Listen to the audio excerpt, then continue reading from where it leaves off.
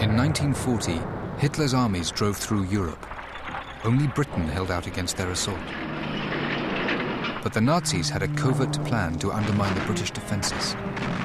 In a concentration camp north of Berlin, a secret weapon was rolling off the production lines. Its purpose? To strike silently and stealthily at the heart of the British Empire and invade every aspect of daily life. It was a weapon made of paper.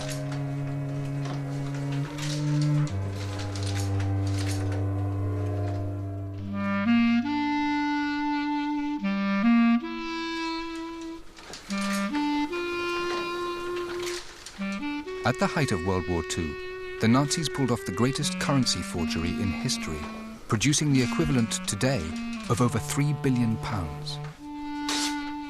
The original plan was to produce very large amounts of British paper currency and drop it over Britain.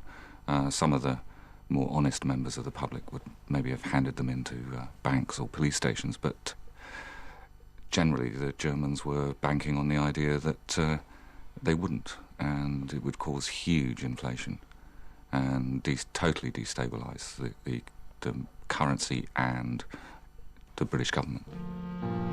Hitler personally authorised the plan to flood Britain with fake currency, cause massive inflation, and wreck the British war effort. To produce these forgeries, the Germans relied on a unique national resource. The Nazis had interred millions of Jews in concentration camps across Middle Europe. They gave the Third Reich a vast source of slave labor. And for a secret operation, they had one great advantage. When it was over, they could be killed. The head of the camp said to us, "You should know, here you are in Germany, that's not in France. Here you work hard, and if you don't work, we send you to a place, you go into the gate and come out of the chimney." The SS systematically trawled the camps for men with skills that could be used for counterfeiting. These men were living in terror, their lives forfeit to Hitler's final solution, witness to the daily violence and degradation of the camps. And then I said, "What's going on?" Everyone stood and just stared.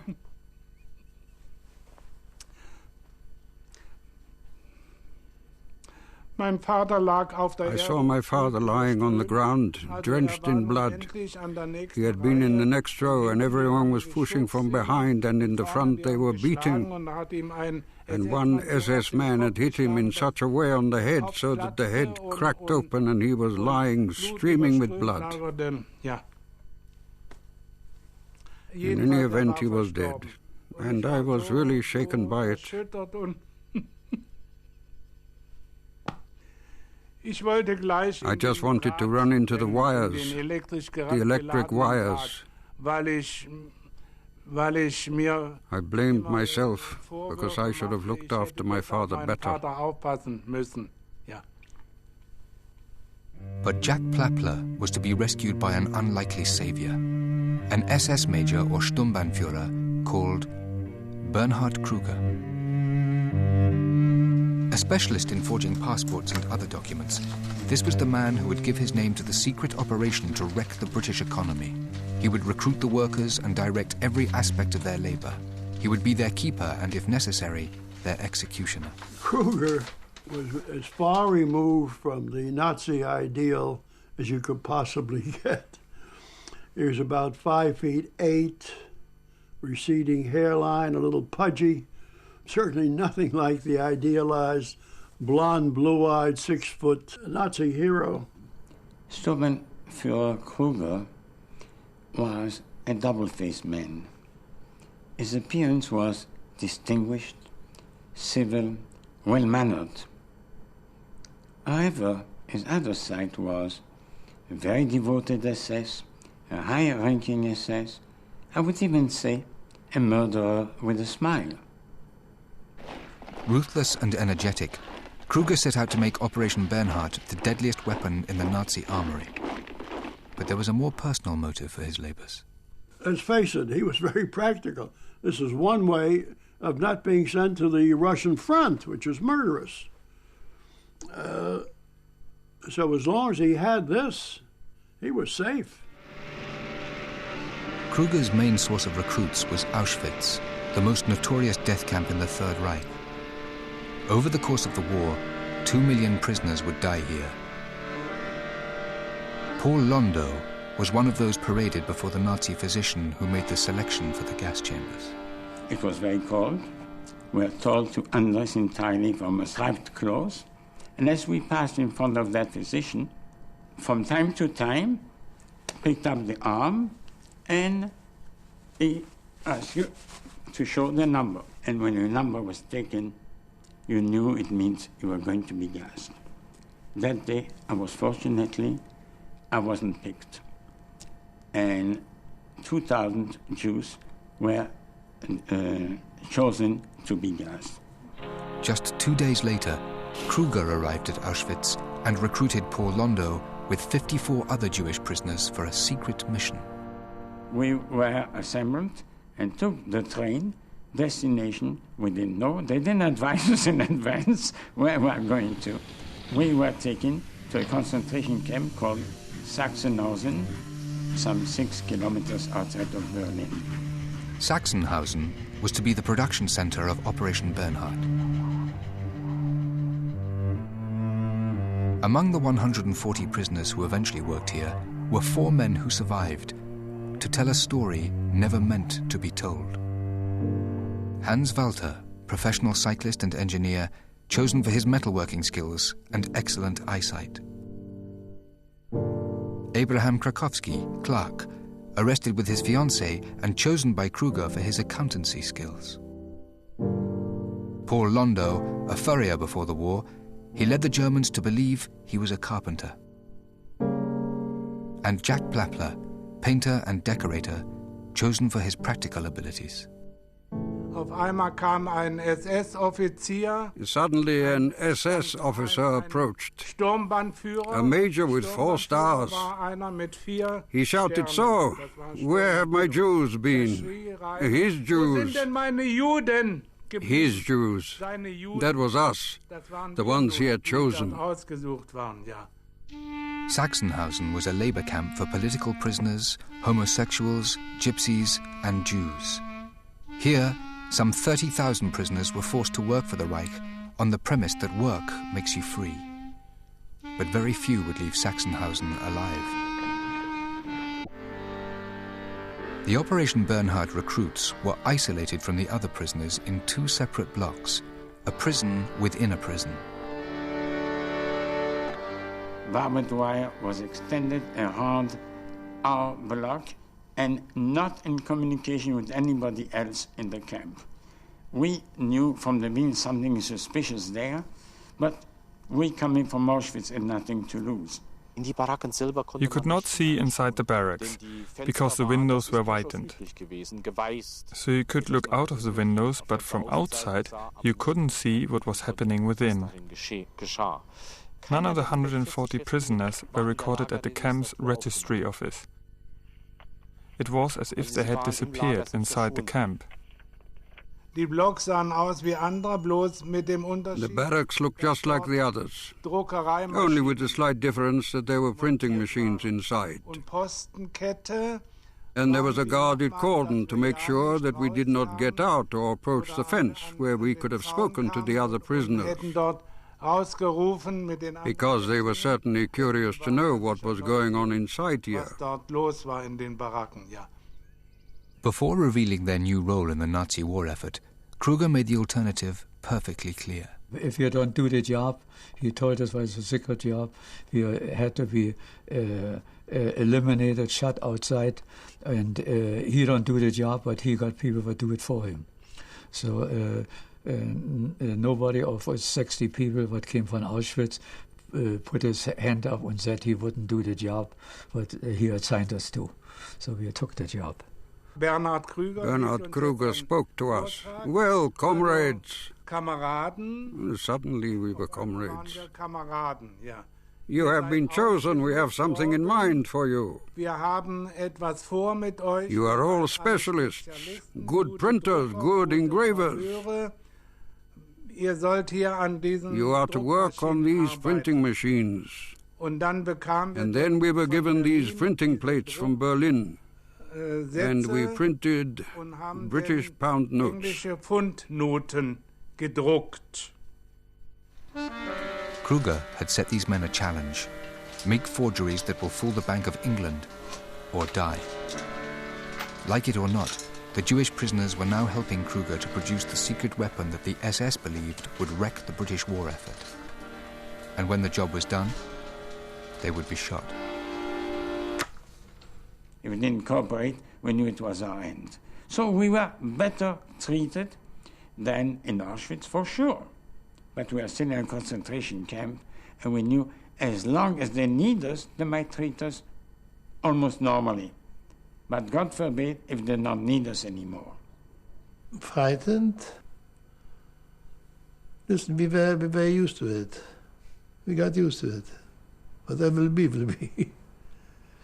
But I never lost hope. Never lost hope. The Bank of England. This massive fortress in the heart of London has financed Britain's wars for 300 years. In 1942, Hitler made it a prime target, not for bombs, but for a silent weapon that would infiltrate the vaults by stealth and destroy the credibility of the British pound. At Sachsenhausen concentration camp north of Berlin, just 30 Jewish prisoners were initially employed on the project. Isolated from the rest of the camp by barbed wire, their task was to forge pound notes good enough to fool the experts at the Bank of England.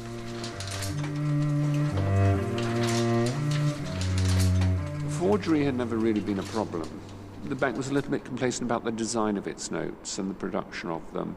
They were printed on one side only, in black ink. It was beautifully handmade paper, a very attractive watermark in it, but technologically a very simple note. And as we know, at the time it wasn't too difficult to forge quite successfully. The first problem was the paper. The British pound was made from rags, pulped and shredded to produce a paper that still had a slight texture of cloth. The Germans started using new linen, whereas the British, for the genuine notes, were using old rags from a variety of sources, including odd things like corset cuttings and all sorts of things. The paper looked right initially, but it didn't feel right. Tests to replicate the British paper were conducted at the famous Hanne Müller paper mill near Hanover. Here, SS guards sealed off an entire wing to protect their secret. They collected together all the rags they had, the new linen, and sent it out to local factories where they were used for sort of industrial wipes and cleaning. Then they were brought back to the mill and washed and cleaned, much as the British would have done it. And this produced fibre of the right sort of quality and character. When we took it in our hand, you could feel the difference, and we were trained for that the sounding of the paper was like paper and not like a rag, which the British pounds were supposed to be. Another problem was the watermark, formed by laying a wired pattern on top of the wet pulp. Watermarking is a very complex science because paper shrinks as it dries. It is a wet process. So you have to make your watermark slightly bigger. You have to beat the fibre so that it will shrink at a particular rate to a particular point. You have to be able to consistently make the paper shrink to exactly the right size so that the watermark itself, all of this, relates and registers correctly with the printing. In the German paper, the watermark is more noticeable in ordinary light, and that's one of the most obvious giveaways. From Hanne Müller, the watermarked paper was sent direct to Sachsenhausen for printing. Jack Plappler was one of the first group of prisoners to be employed here. Ich musste Stunden stehen an dieser. I had to stand and stand by these machines for hours and hours to check that the serial numbers were printed in the right order and were not duplicated. We didn't talk when we were working because we had to keep our eyes on the printing. We had to concentrate. That was all we ever did. We just stood there the whole time. And there always was the noise of the machinery.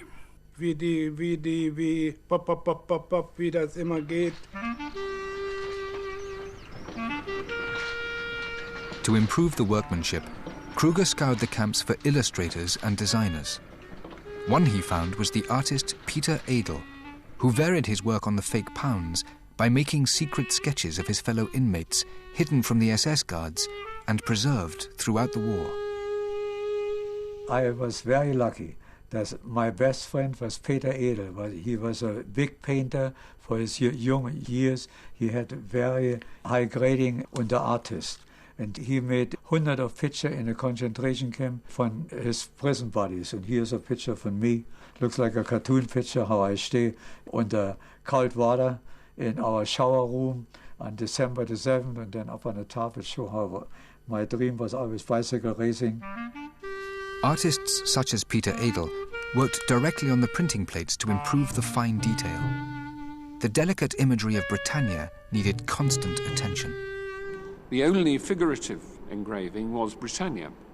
Britannia was not there, funnily enough, originally as an anti-forgery device, but she became one. The eyes of Britannia were particularly bad, and I don't know quite why they got that so wrong. Britannia was the most difficult thing to print.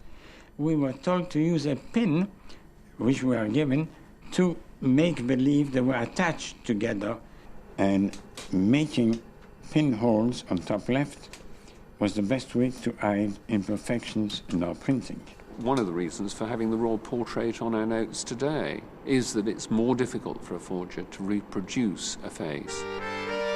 To improve the quality of the forgeries, Kruger brought in a professional crook. Solly Smolyanov, a Russian Jew, had been convicted of forging British pound notes before the war. I remember the day when Solly came to our workshop. Bernhard Krüger introduced him to us very short but very strict. Krüger was so pleased to have Solly working for him that he said, "That man here, I take my hat off to him. He is the master counterfeiter." And Solly was a little guard. He was shown British pounds right away, and he was amazed how good a job we do. And we looked at him like he was really the governor of the Bank of England, and he knew exactly how they should look like.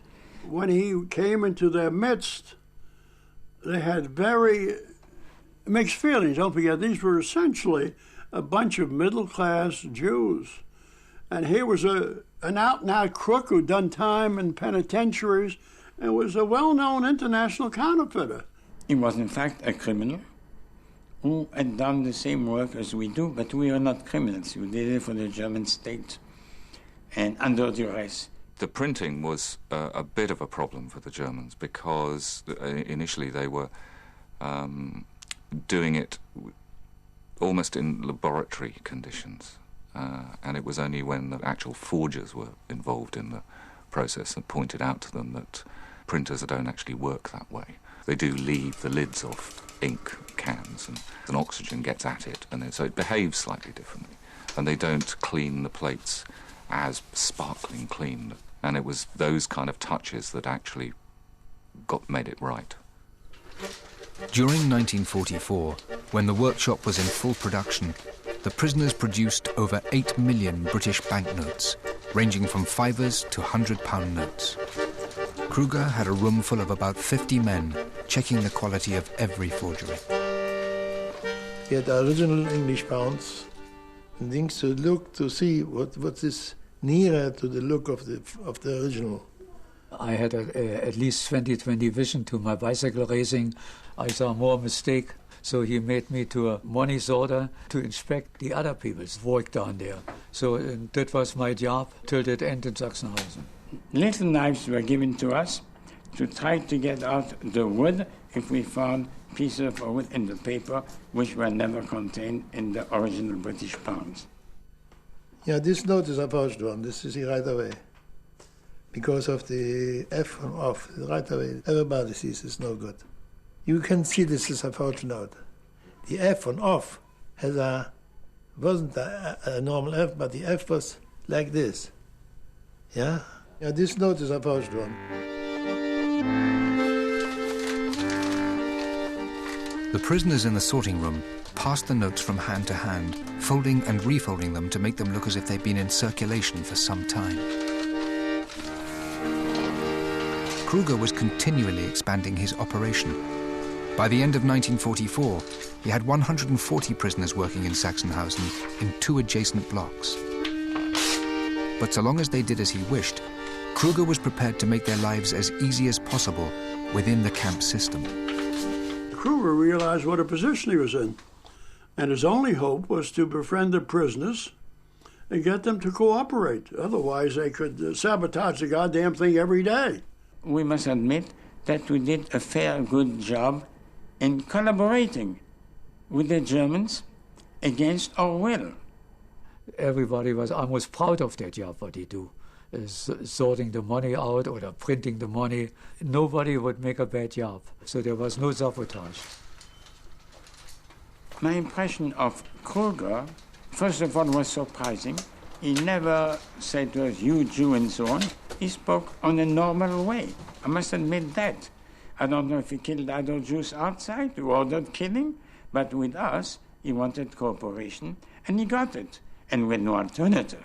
The guards at Sachsenhausen were notoriously brutal. There were daily hangings, floggings, and casual executions. But in blocks 18 and 19, prisoners and guards had a very different relationship, more akin to workers and foremen. And on Saturday nights, there was cabaret.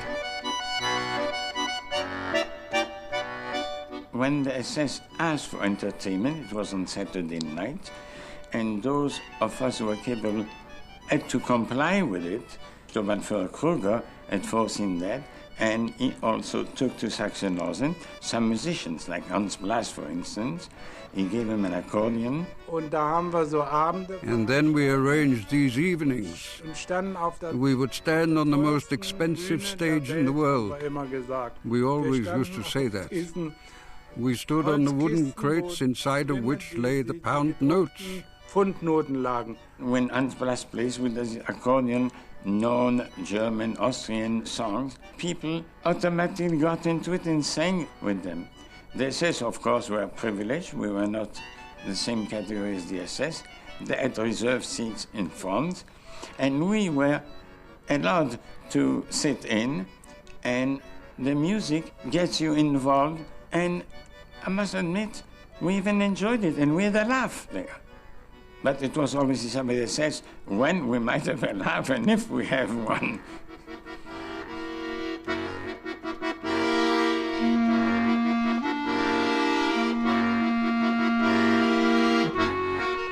But the prisoners' survival was linked with doing a good job for the fatherland. In the workshop, there was no room for slackers.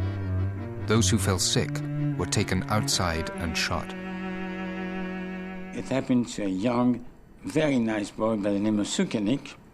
He took sick and he was murdered because they couldn't take him outside to be treated in case he would talk about what we do. Always there was the knowledge that they were entirely at the mercy of the SS. We were always scared in Sachsenhausen. As long as Steubenführer Kruger needs us, we hoped we'll stay alive. But once he doesn't need us, it's finished with our life. And they said it to us openly. That was our greatest problem and worry. That they would do us in, kill us at once, because we knew such great secrets. Under the constant threat of execution, the prisoners eventually succeeded in producing near-perfect forgeries. These are some of the best ever done. There were 4 grades. They graded these notes to 4 qualities, and grade 1 are extraordinary. They are very, very close indeed. Grade 2 are pretty good, in fact, probably better than any of the forgeries you see of banknotes these days. You English, they were so well made that even the Bank of England thought they were genuine. Imagine Should I be proud of that? The Bank of England thought they were genuine. Yeah. Good enough to fool the Bank of England, the Bernhard forgeries would certainly have deceived the man on the street. And by 1943, the Germans could have swamped Britain with millions of high-quality forgeries. But the order never came. Why didn't the Germans drop the forged Bank of England notes over Britain? I'm really not sure. Big mistake, you could say. In fact, the SS had come up with what they considered to be a better plan, a plan that would dramatically increase their iron grip on Europe and make some of them very rich. By 1943, the Jewish prisoners working on Operation Bernhard had produced millions of fake British banknotes, but they could only guess what happened to them when they left the secret workshop. In fact, every month the fakes were taken 800 miles under armed guard to a castle in the Italian Alps. Schloss Labers, overlooking the resort town of Merano, was the distribution center for the fake Bernhard millions and the headquarters of the man charged with the operation, a financial wheeler-dealer called Friedrich Schwend. He was a very shrewd businessman, and he came with the idea that you can use the money and instead of giving it away. Friedrich Schwend was ideally placed to put his idea into practice. A Nazi opportunist with important contacts in both the SS and the criminal underworld, he was a man who knew the value of money, especially if he had people to make it for him. He persuaded his high-ranking Nazi contacts to use the Bernhard millions not to wreck the British economy, but to bankroll the German war effort. They didn't have enough money to buy materials. They were very crucial for their economy for the war.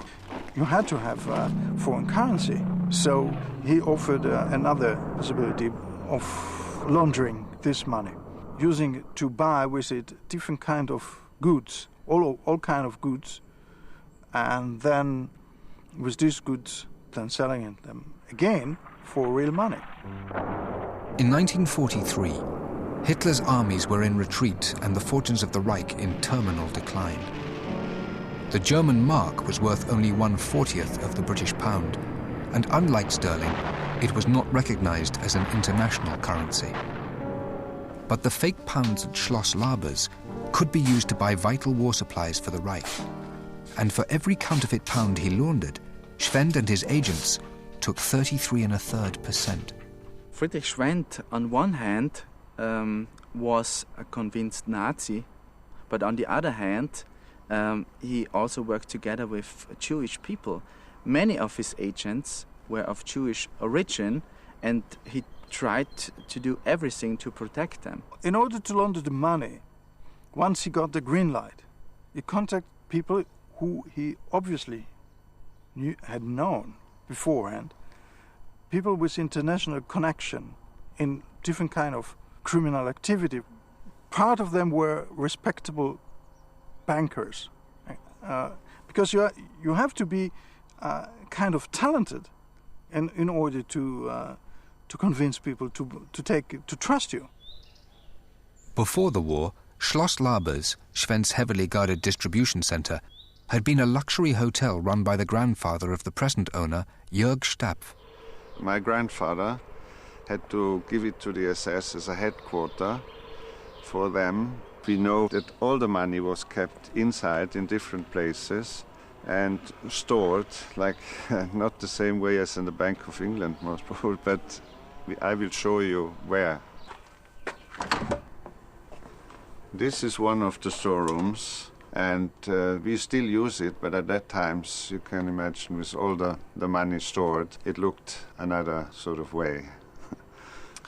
The whole property was very close protected. There was an SS guard, and the SS guard would shoot anybody, especially at night, who would come here without notice. One day they shoot a person near the castle. It was a farmer who got too close to the castle and didn't explain himself, so he was shot. Schwend was having a good war. His castle stuffed with money and replenished by 1 million British banknotes a month, he was in a unique position to entertain friends, and a world removed from the source of his wealth at Sachsenhausen, where the Jewish prisoners labored to keep Swindle and his agents in the manner to which they had become accustomed. I think he was a real gambler. He was an agent, a typical agent and a gambler in one person. He was certainly a playboy. He always had the need of money and was interested in nice girls. They chose the best rooms, of course. They had their own carpets and their own pictures. We don't know where they got them from. And nothing stayed here. They left with all. Swindle was a man who liked very much life. He had his own horse or 2 horses here. While management enjoyed the profits, life on the production line was less comfortable. We had no breakfast. We didn't stop for lunch. I think we had some colored water, which we called jus de chaussette in French, juice. We got 1 loaf between 5 people. On special occasions or on Hitler's birthday, it was between 4 men. They cut the bread in half, and then like this. So we got 1/4 of a loaf of bread. Otherwise, we always got turnip soup when we had finished work. It stank like a pigsty from a long way off. That was the kind of soup we got. Despite these conditions, the prisoners continued the flow of fake banknotes to Schloss Labes. They were now being used to finance SS terrorism and intelligence gathering throughout the world. One agent alone was paid £1.5 million in Bernhard currency for vital information about Allied war plans. And in 1943, it funded the rescue of the overthrown dictator Mussolini, helping prolong the war in Italy by 18 months. He was imprisoned, and the Germans were interested in setting him free. So they had a problem. He was hidden, and they had to locate him. So with the help of this money, of the faked British pounds, they were able to bribe various Italian officials or police person or whatever, and in this way they could locate him. Schloss Labes became the Nazi Bank of England. But as Swindle and his network distributed their fakes around the world, the real Bank of England made a startling discovery. Even as late as the 1940s, every note issued by the bank was recorded in vast leather-bound ledgers. It literally goes back centuries to the origin of the banknote, which was a receipt for coin. Somebody came in, made a deposit of coin, were given a receipt in the form of a note, a promissory note. I promise to pay Mr. XYZ or bearer the sum of, and then the amount, and that was handed back to them. The numbers were entered in the ledger as a liability on the bank. It was during this archaic process that a clerk spotted in a bundle of returned notes one that had already been marked in the ledger as paid off. So either the one that had been paid before was a forgery, or this one was a forgery, and it turned out to be this one. And the principal of the office, on seeing this note, described it as the most dangerous he'd ever seen. I think people understand that money is important during life, but it's also equally can be a matter of life and death during wartime. In the 1790s, the British forged the French Revolutionary money, and it was incredibly effective.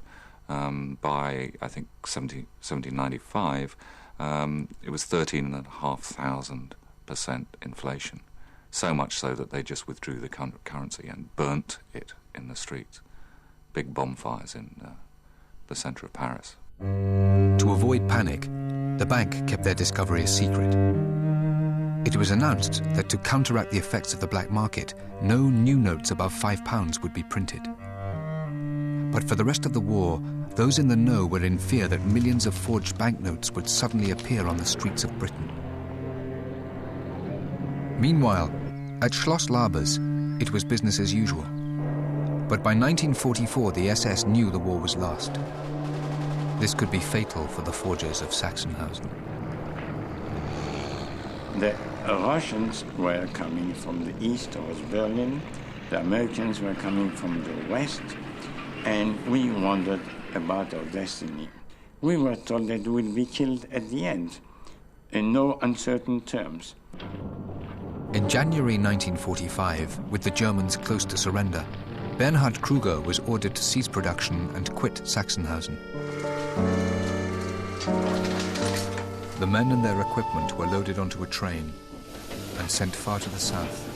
The relationship SS and us was not the same anymore.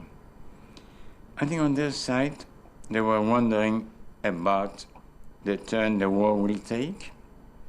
And we, on the other hand, were just as anxious, not knowing if they're going to kill us or not. I was learned one thing: don't believe in anything what they say. You see it. You see it. And we went off, far, far away to Mauthausen, in Austria. It was generally known that Mauthausen was also called Mörderhausen. And the camp commandant of Mauthausen did not want to take us at all. The camp was full, but eventually special quarters were made available for them. Hans Walter entered with his artist friend Peter Edel, who had continued to chronicle their journey in his sketchbook. He said, look at the closet, full of blood. So hand marks. He said, put your hand on there, you can manage it. He said, it's still wet. I said, no, I don't put my hand on a wet. It is blood. I see nothing but bullet holes. The barracks had been cleared for Kruger's men by killing the previous inmates. Our Gestapo guards, they say, we had nothing to do with it. We need a sleeping area. And they killed the people years before you came in. Knowing this could be their own death chamber, the secret forgers awaited the decision of their SS masters. We were really in limbo. We didn't know if this means life or death for us. And so we were pleased when our leader turned up one day, Kruger, and said they now wanted to take us to Redl-Zipf. That was a sort of satellite camp of Mauthausen. We wound up in a small place, Redl-Zipf, where there were mountains and tunnels in the mountains which were bomb-proof. The SS planned to continue Operation Bernhard from fortified tunnels under the Austrian Alps. And then we had to start assembling the machines again. And so we were very happy about this, because we thought they still needed us a little bit, and they would therefore not do us in. We started digging and making the foundation to support our heavy equipment, printing and so on. And after we had made the foundations, another order came. Apparently, the war was turning sour, and the Germans had decided to put an end to our lives. And then Major Kruger turned up again with his escort and said, stop, no more. The war has come to a point where it is nearly at an end. We are now stopping. Then we had to set fire to the crates, the ones containing the pound notes. The prisoners were left with their SS guards. Kruger disappeared, and so did most of the money. In the final days of the war, Ida Weissenbacher was living on her family farm near Lake Toplitz in the Austrian mountains. At 5 a.m., 2 SS men came and knocked at the door. I got up with my grandfather and went outside. Hitch up your horses, they called out, because we need carts at Lake Toplitz. Ida and her neighbors were ordered to help the SS cart 70 heavy crates to the lake. As I got there, I saw that they were out there on the lake with a raft on which there were boxes. They were really panicking, it seemed. And they threw them into the lake. I said to the SS man sitting next to me, why do they throw them into the lake? He didn't know. Me neither.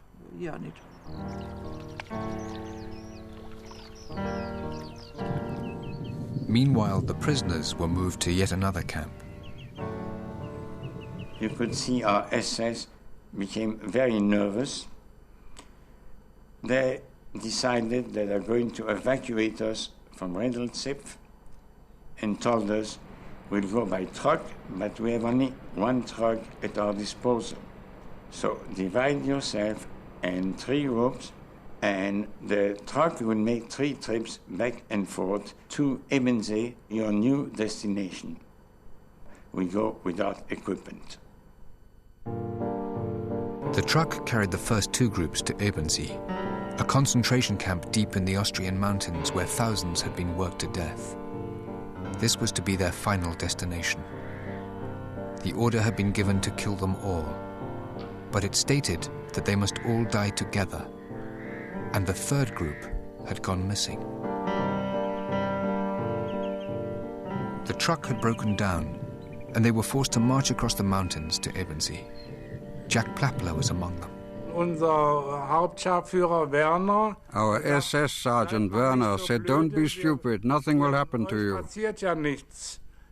We only have the order to hand you over to Ebensee concentration camp." And the local people called, "Don't go there, you will all just be shot." We felt quite good, as you can probably imagine. Back at Ebensee, the guards knew the Americans were closing in. After 2 nights in the SS barracks, and the 3rd group has not arrived, and our own SS decided to save their own skin, to be free to move around and switch their uniforms, said, "Let them in." Kruger's SS men handed groups 1 and 2 over to the guards at Ebensee and fled. We entered on May the 5th in the morning. This was a miracle because on the same day in the afternoon, the 3rd group arrived. But groups 1 and 2 were already lost among the 16,000 inmates. The guards of Group 3 decided to let their prisoners join them and make their own escape. Thanks to the precise order that the groups must die together, they had all survived. The very next day, the Americans arrived. And as it happens, the Americans actually did turn up around noon. We heard their tanks rumbling in, and from afar we could already see the white flag in the distance. The war was really at an end. We had survived it. With the war lost, Schwendt and his agents looked to their own survival, and the Bernhard millions still had a part to play. At the end of the war, Schwendt took precautions enough, first of all, to get a false identity, including a card saying that he is working for the International Red Cross. He understood that it's getting too hot here to stay in Europe, and he decided to go away from Europe like other Nazis to South America. The Bernhard pounds were crucial for financing the flight of the Nazis. We have some evidence that this money helped to convince American agents, Italian partisans, to work with Schwendt and his group for, let's say, a better future for these Nazis. As an SS officer, Bernhard Kruger was imprisoned by the Allies for 3 years and spent part of that time helping the French Secret Service forge documents and passports. In the mid-1950s, he was brought before a denazification court. Some of his former prisoners spoke in his defense. He was very good to us, but as for anything else that he may have done wrong, I couldn't say. Anyway, we signed something to say he'd been nice to us. He was a savior. He saved a lot. Admittedly, it was done for personal reasons too, but unquestionably, he had saved the lives of all those prisoners. No question about it. The money too survived, some hidden in Swiss bank accounts, the rest in the waters of Lake Toplitz, where most of it was recovered by divers in 1959. Afterwards, one of the men who recovered the boxes from the lake gave me a few pound notes as a souvenir for my help. Had the SS stuck to their original plan, this money might have changed the course of the war. Instead, just a few notes remain as collector's items, souvenirs of the Nazi plan to destroy the Bank of England. As for the plotters, Friedrich Schwend escaped to Peru. He died in 1980. Bernhard Kruger took a mundane desk job at the Hanemüller paper mill, which had once supplied the paper for Operation Bernhard. He died in 1989. After the war, Jack Plappler eventually settled in Berlin running his own decorating company. He still lives there. I was going to be an opera singer, but our dear Führer had other plans for me. Abraham Krakowski emigrated to New York. He is still married to the fiancée he thought he lost in Auschwitz. Hans Walter moved to America, settling in Ohio, where he now lives with his son and daughter. His friend, the artist and writer Peter Edel, died in Berlin in 1983. His drawings still bear witness to what he saw in Sachsenhausen. Paul Londo returned to Paris but eventually left France. He now lives in Montreal with his wife and his memories. Without these men, all that would remain of Operation Bernhard would be scraps of paper and theories on what might have been. The real value of the forged millions is that these men survived. Yes, miracles happen. We were supposed to be murdered by the Nazis, and we survived by a miracle. Over on Health Now, we find out if anyone will buy the husband for sale. Staying here next, though, there are more financial irregularities with the story of Brink's Mat.